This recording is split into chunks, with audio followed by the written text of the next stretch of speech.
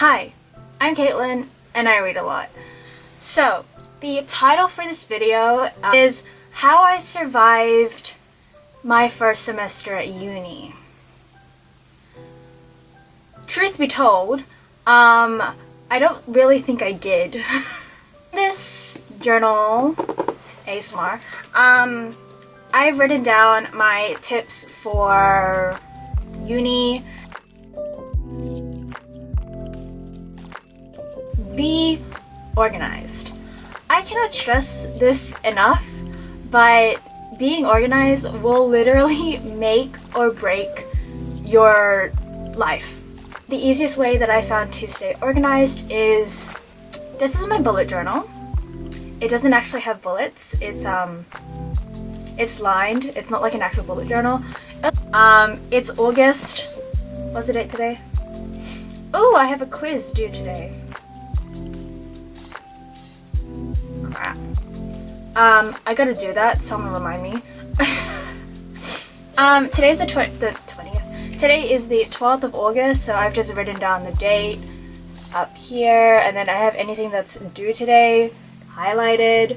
And then last week I have all the stuff that, like, the homework I had to do here. I find that any type of journal, diary, or even just like putting it in your notes, like I think there's on iPhone, or probably in any phone actually, reminders, see?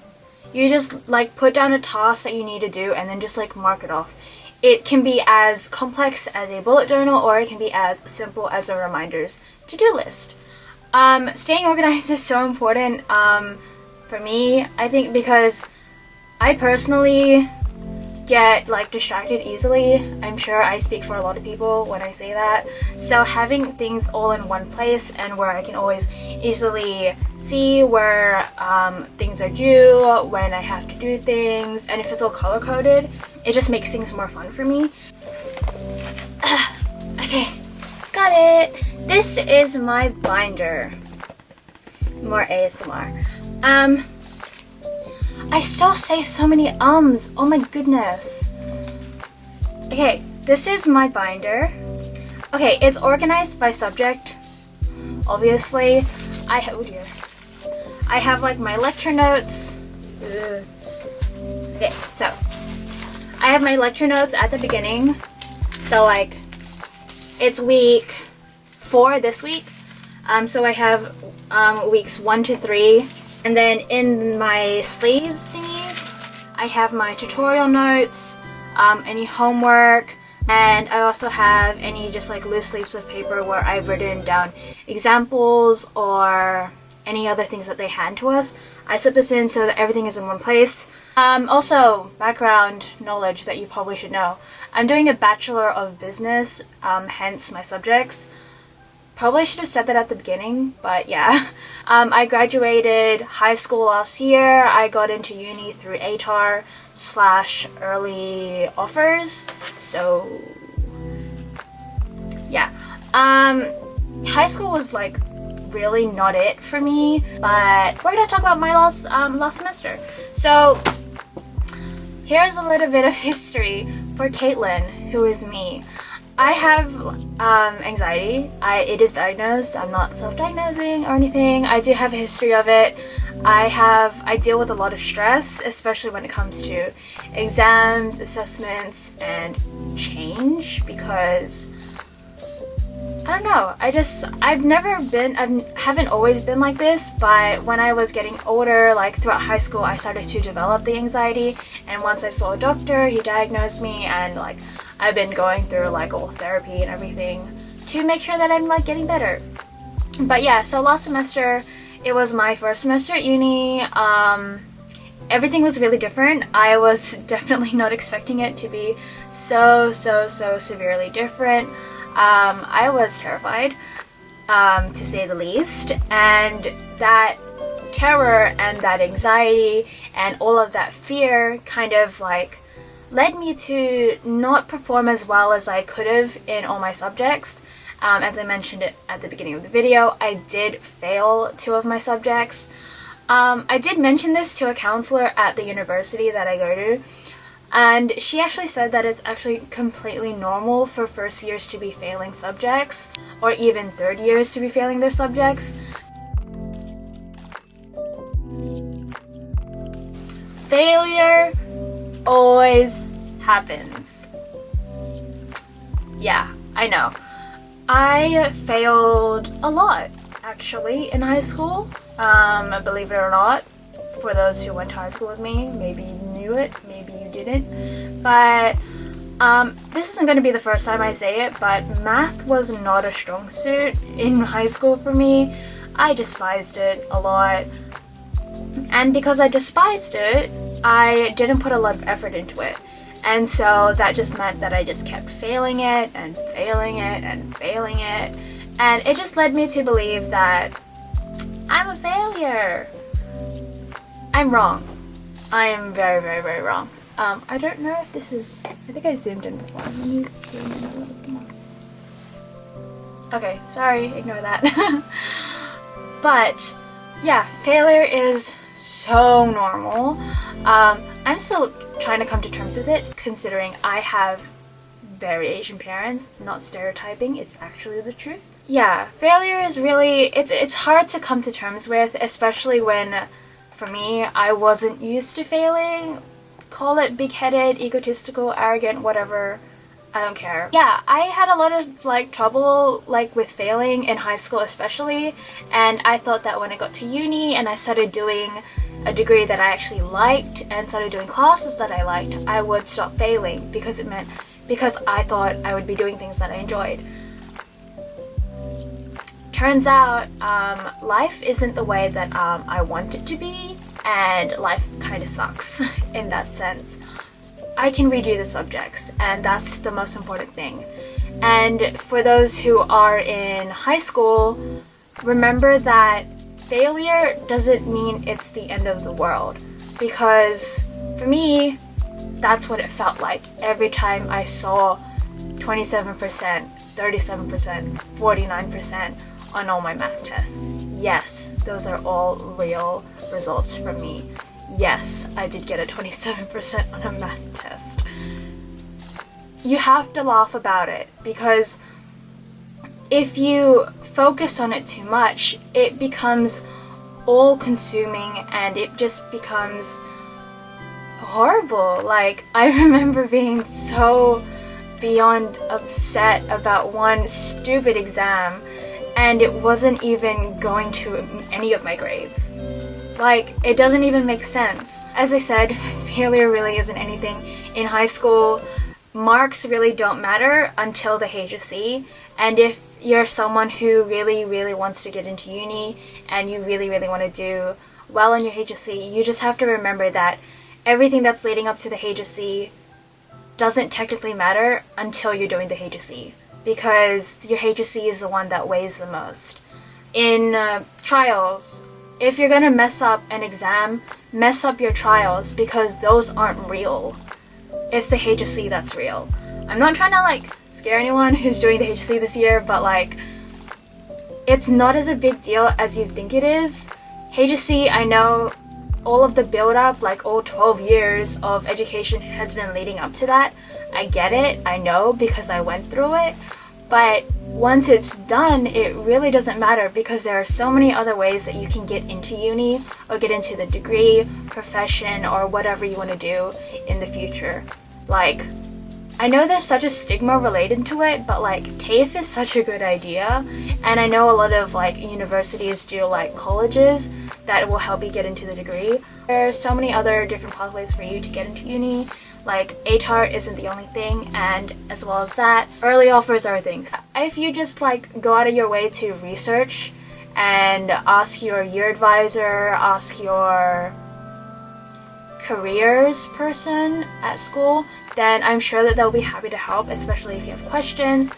Which is also leading to my next point, which is utilize the people that are around you. I spent a lot of my first semester really lonely. I actually didn't make any friends until week 6, and there's 12 weeks in a semester, so I spent half of the semester pretty lonely, which is fine. You know, some people aren't as good at making friends, and I happen to be one of those. I really wish that I had tried a little bit harder to make friends just a little bit earlier, because it would have meant that I would have been able to rely on them just a little bit more when I was asking for help for homework, because later in the semester when I asked them, it was so much easier and they were so happy to help, and because they were explaining it to me, they were also getting something out of it as well because they were also revising. So in uni, make friends with the people that are next to you. There's nothing wrong with kind of going, hey, do you guys know what the answer to this question is? I'm a little bit stumped. And in terms of high school, by utilizing the people around you, utilizing sounds so bad, but talk to your friends. Like, your friends are your friends for a reason. They're not going to judge you. They're probably going to be the last people to judge you in terms of struggling with anything. If you're really not comfortable with talking to your friends about it, talk to your teacher. They are the best people to ask. Obviously, they're the ones that are teaching you the content. If you don't like your teacher, or if you don't like the way that they're teaching you, you can always reach out to other teachers that teach the subject that you may be more comfortable with, or you can even talk to like the head teacher.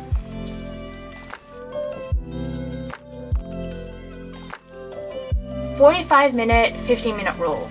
If you don't know what this means, it basically means you study for 45 minutes, whether it be on like reading a textbook or typing up notes or outlining an assignment. So you do that for 45 minutes, put a timer on your phone, and then when that timer goes off, take a break for 15 minutes. So if you break it up by doing and alternating between your subjects, I think it's a lot easier because your brain isn't going to mush as quickly. Next, this one is really more applicable to like university students, but go to class. I can't stress this enough, but I mean, I did fail. I'm gonna keep flexing on it because at this point that's all I can do.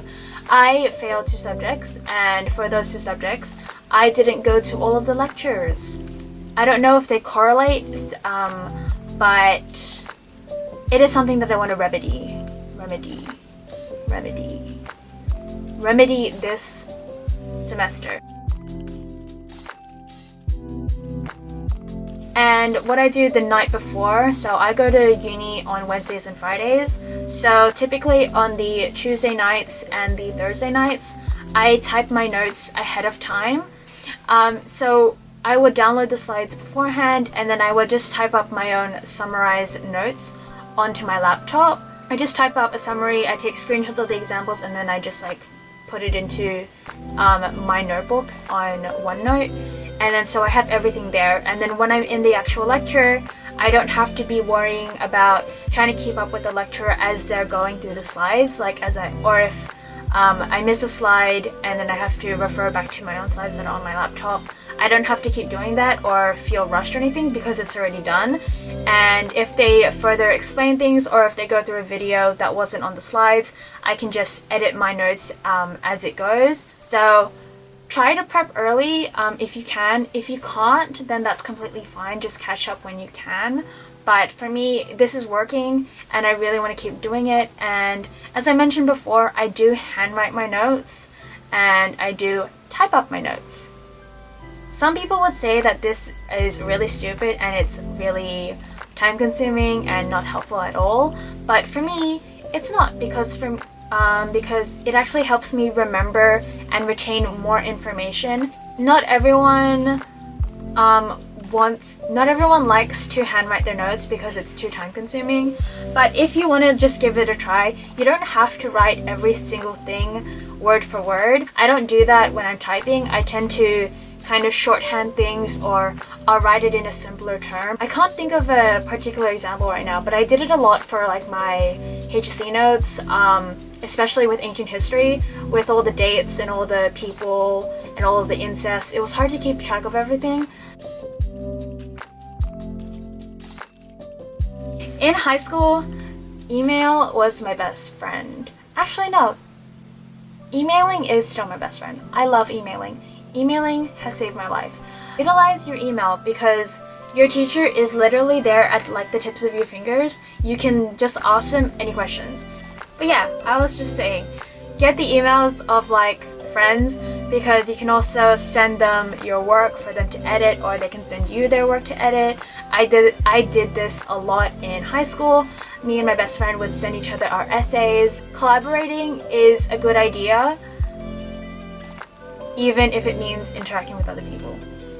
I'm still learning this, but take it from me, sometimes it actually works out for the good.